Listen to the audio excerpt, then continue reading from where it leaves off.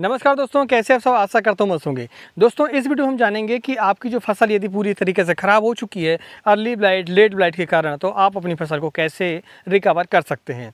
अभी आपने देखा कि सितंबर का महीना जो है इसमें काफ़ी बारिश हुई, भारी बारिश हुई और काफ़ी प्रदेशों की जो फसल है टमाटर की खासकर, वो पूरी तरीके से ब्लाइट के कारण ख़राब हो चुकी है। आप मेरे पीछे जो देख रहे हैं ये हमारी टमाटर की फसल है। काफ़ी किसान भाइयों ने इस साल टमाटर की फसल लगाई और आपने देखा होगा कि अभी रेट तो वैसे कम है, लेकिन साथ में एक समस्या और आ रही है अभी। वो समस्या इतनी बड़ी है कि काफ़ी किसान भाइयों की टमाटर की जो फसल है वो पूरे तरीके से ख़राब हो चुकी है और वो समस्या का नाम है ब्लाइट। ब्लाइट 3 प्रकार की होती हैं, जिसमें अर्ली ब्लाइट, लेट ब्लाइट और बैक्टीरियल ब्लाइट। तीनों प्रकार की ब्लाइटें बहुत ही खतरनाक होती हैं, जिसमें से अभी के समय पर लेट ब्लाइट और बैक्टीरियल ब्लाइट की समस्या काफ़ी देखने को हमें मिल रही है। इस वीडियो पर हम जानेंगे कि हम तीनों प्रकार की ब्लाइट से जब हमारी फसल पूरे तरीके से ख़राब हो जाती है तो हम अपनी फसल को कैसे रिकवर कर सकते हैं। हमने इसके पहले एक वीडियो डाला था चैनल पर, जिसमें हमने टमाटर के भविष्य के बारे में चर्चा की थी और उसके साथ में हमने जानने की कोशिश की थी किसानों से कमेंट के माध्यम से कि उनकी जो एरिया की फसल है वो कैसी है बरसात के कारण। इसके बाद कई किसानों भाइयों के हमें कमेंट आए और उसमें काफ़ी चिंताएँ दर्शाई गई। उसमें सबसे बड़ी चिंता यही थी कि ब्लाइट के कारण पूरी फसल बर्बाद हो चुकी है, ज़्यादा बारिश के कारण पूरी फसल बर्बाद हो चुकी है और उन्होंने हमसे ये पूछा था कि हम अपनी फसल को रिकवर कैसे कर सकते हैं।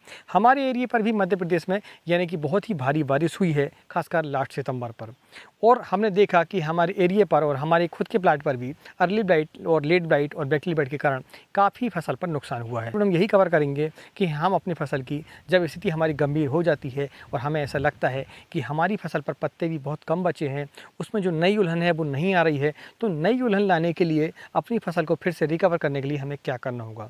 चलिए दोस्तों, वीडियो की शुरुआत करते हैं। मैं हूं राकेश साहू, आप देख रहे हैं एग्रो जीवन बातें किसान की। यदि आपने टमाटर की फसल लगाई हुई है तो आप अपने एरिया की स्थिति क्या है वो हमें कमेंट के मदद से ज़रूर लिखें।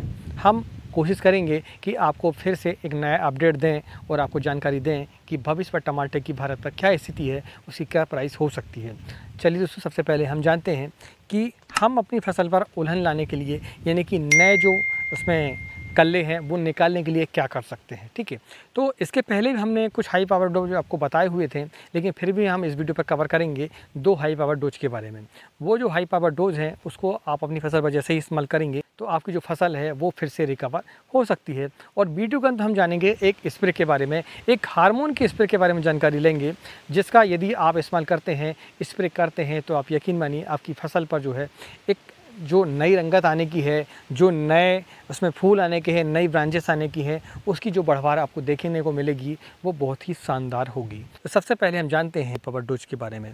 आपको सबसे पहले हाइपर डोज में आपको 20 kg DAP की मात्रा लेनी है 18-46, और उसके बाद फिर पोटास की मात्रा यानी MOP जो वाइट पोटास आता है उसको आपको 10 kg लेना है। साथ में आपको सगैर का इप्को कंपनी का जो आता है जिसमें कि सीविड होता है, उसकी जो मात्रा है आपको 5 kg लेनी होगी। इसके बाद यदि आपकी फ्लावरिंग की स्टेज हो तो ठीक है, और ना भी हो तो भी आपको 1 kg बोरान लेना चाहिए। और उसके साथ में फिर आपको माइक्रोराजा की मात्रा 200 ग्राम नेचर डीप, सुमोटोमो कंपनी का जो नेचर डीप आता है उसकी मात्रा आपको लेनी पड़ेगी, ताकि जड़ों की जो विकास है वो हो सके। दोस्तों, मैं आपको बता दूं कि सबसे पहली बात आप इस बात को समझें कि पौधा जो है वो भोजन जब नहीं लेगा तो फिर वो कैसे अपनी बढ़वार कर पाएगा।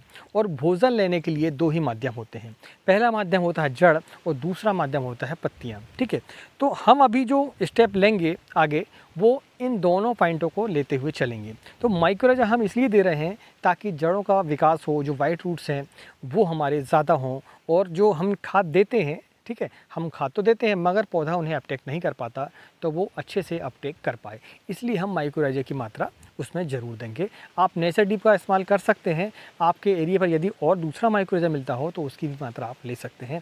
बंदिश नहीं है कि आप सुमोटोमो कंपनी का ही नेचर डीप लें। ठीक है, आप अपने एरिया से जो भी आपको मिलता है माइक्रोराजा होना चाहिए, बस हो गया।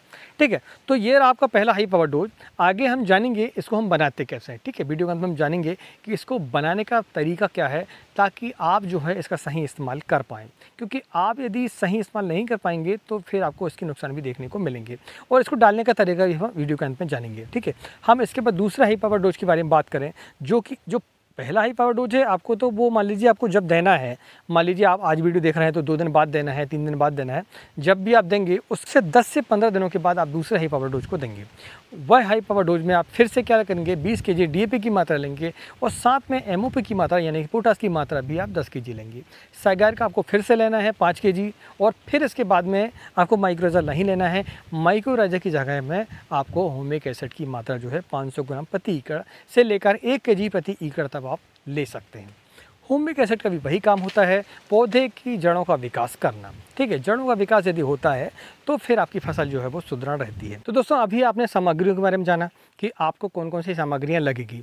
अब हम जानते हैं इसको बनाने का तरीका, इसके डालने की विधि भी साथ में। ठीक है, तो उसके लिए आपको 200 लीटर की ड्रम एक लेनी है, उस पर पानी आपको डालना है और पानी पर आपको क्या करना है कि 5 किलो जो आपकी सगारिका है इफ्को कंपनी की उसको आपको डालना है और साथ में 20 केजी आपको लेनी क्या 1846 यानी कि DAP और इसको फिर आपको दोनों को मिलाना है और मिलाने के बाद उसको 2 दिनों के लिए आपको छोड़ना पड़ेगा। 2 दिन मतलब कौन से, आज का दिन आपने डाला है मान लो, तो फिर कल आप फिर उसमें डंडे से हिलाएंगे, उसको बढ़िया मिलाएंगे और परसों के दिन फिर आप अपने खेत पर उसको इस्तेमाल करेंगे। तो 200 लीटर की ड्रम है, उस पर आपको पानी की मात्रा और ऐड करनी पड़ेगी।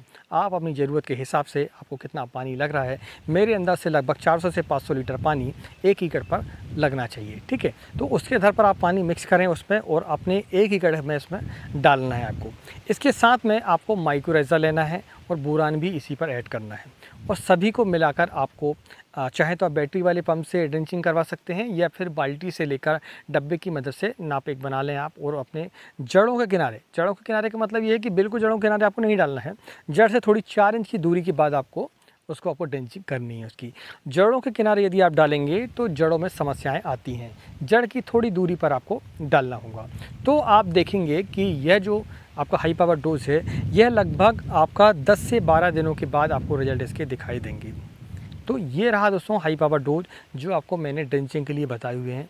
अब हम जानते हैं इस वीडियो की विशेष बात। इसमें आपको एक स्प्रे बता रहा हूँ, एक हार्मोन का स्प्रे बता रहा हूँ जिसका इस्तेमाल करके आप अपनी ब्रांचेस, जो अपनी फसल पर ब्रांचेस, नई ब्रांचेस लानी है वो, और फलों की संख्या और फूलों की संख्या को बढ़ा सकते हैं। उसके पहले मैं आपको बता दूँ कि यदि ये जानकारी को पसंद आई तो वीडियो को लाइक करें और चैनल पहली बार आए तो चैनल को सब्सक्राइब करें।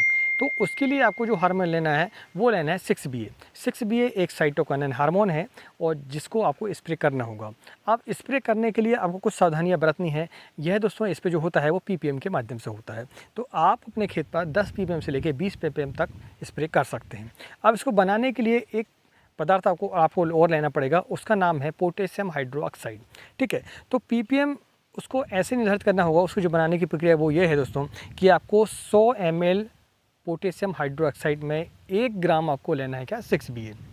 ठीक है, और उसको 100 लीटर पानी में आपको मिक्स करना है और उसका जब आप स्प्रे करेंगे तो वह होगा आपका 10 ppm। और यदि आपको 20 ppm का स्प्रे करना है तो फिर आपको उसमें लेना पड़ेगा 2 ग्राम आपको लेना पड़ेगा 6BA और उसके साथ में 200 ml पोटेशियम हाइड्रोक्साइड की मात्रा आपको लेनी पड़ेगी। दोनों को पहले आप इस सोल्यूशन में मिला लें और मिलाने के बाद 100 लीटर पानी में मिक्स करके आप स्प्रे कर दें। ठीक है, अपनी फसल पर, तो फिर जो सॉल्यूशन है वो 20 ppm का आपका कहलाएगा। तो इस तरीके से PPM कैलकुलेट करने के बाद अपनी फसल पर हम सॉल्यूशन बना सकते हैं। डायरेक्ट जो है 6BA पानी पर घुलनशील नहीं होता है, इस बात को आप समझ लें। दूसरी सावधानी इसमें यह है कि आपको इसका जो डोज है वो 20 ppm से ऊपर रखना ही नहीं है किसी भी हालत पर। आपका यदि 1 एकड़ का प्लाट है तो 1 एकड़ पर 2 ग्राम आपको लेना पड़ेगा 6BA और साथ में आपको 200 ml लेना पड़ेगा पोटेशियम हाइड्रोक्साइड यदि आप 10 ppm का स्प्रे करने वाले हैं। तो यदि 20 ppm का करने वाले हैं तो फिर आपको 4 ग्राम 6BA लेना पड़ेगा और उसके साथ में आपको 400 ml पोटेशियम हाइड्रोक्साइड की मात्रा लेनी पड़ेगी। अब ये जो सोल्यूशन है आप 200 लीटर पानी पर मिलाएँ और अपने 1 एकड़ पर स्प्रे उसका कर दें। ज़्यादा खेती है तो फिर उसके लिए आपको ज़्यादा लेना पड़ेगा।